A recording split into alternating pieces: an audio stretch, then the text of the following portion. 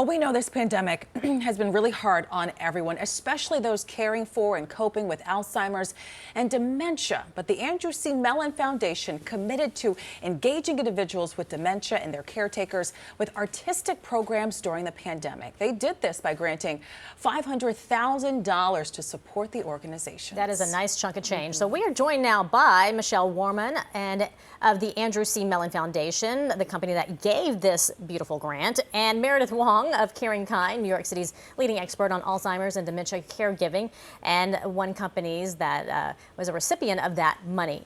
So let me start with you, Meredith. This was quite the, I guess, the news, right? Talk about the effect that the pandemic has had on Alzheimer's and dementia and the population, and where this money is going to go. First of all, thank you very much for having us on this morning. The pandemic, as we all know, has had a really hard impact on families in general, on all of us. But in particular, people with dementia and their caregivers who are at home, who have very little opportunity to leave the house. So when you have the caregiver and the person with dementia living at home together, basically 24/7, it means that there is idle time, which is the time where,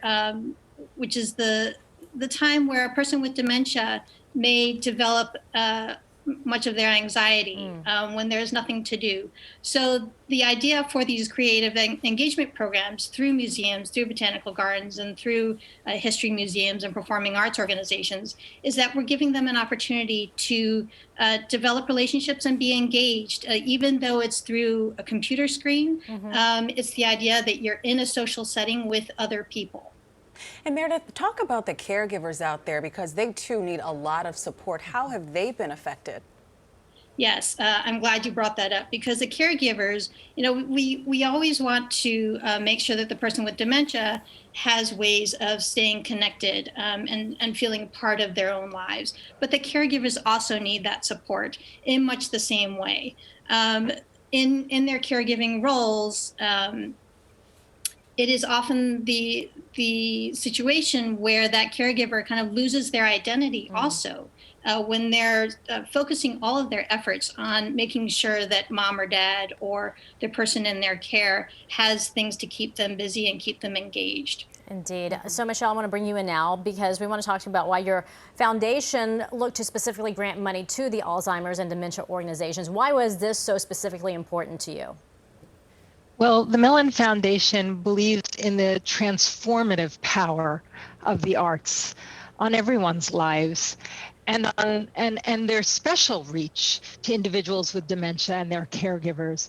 The arts bring us joy and beauty and enliven our lives. And we wanted to make sure that this growing population of individuals with dementia were reached by their transporting qualities. In fact, in 2021, 10% of the adults over the age of 65 have dementia. In 30 years' time, it will be 16% of the growing elderly population. That's 14 million people.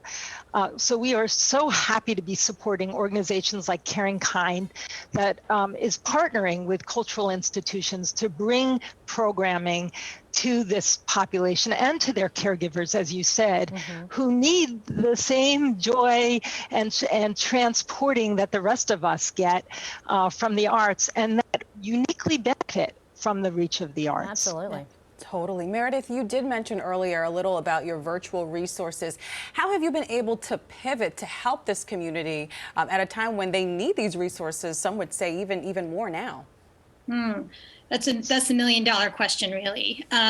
So what I do through Connect to Culture at Caring Kind is to, one, support our cultural partners like the American Folk Art Museum, the Rubin Museum, the Intrepid Museum, the Brooklyn Botanical Gardens, to help them with that conversation, to find ways to use the virtual platforms to maintain that connection with our families and to bring in new people. Because we know there's so many more families who are not yet part of these programs that could really benefit from them. So it's a conversation that museum educators and program facilitators are having to put up these programs, whether they be live streamed or if they're pre-recorded or a hybrid. The Lincoln Center Moments program has done kind of the hybrid.